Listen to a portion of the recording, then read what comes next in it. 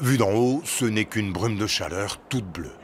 Mais sur les écrans d'alerte, l'ozone, ce gaz qui nous protège dans la stratosphère mais nous menace sur Terre, c'est pas la vie en rose.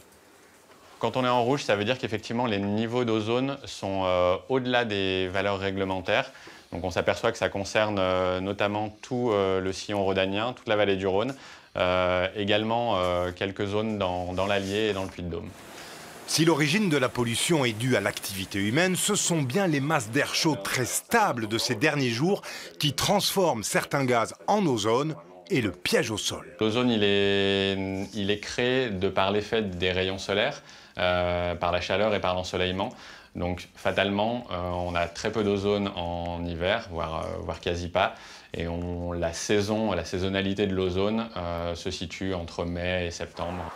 Depuis ce matin, vitesse limitée à 70 km/h sur route et 110 sur autoroute. Hors grands axes de circulation et de transit, les seuls véhicules désormais autorisés à rouler sont ceux pourvus d'une vignette critère. Les industriels, notamment les installations classées, doivent stopper les procédures générant des émissions favorisant les concentrations d'ozone.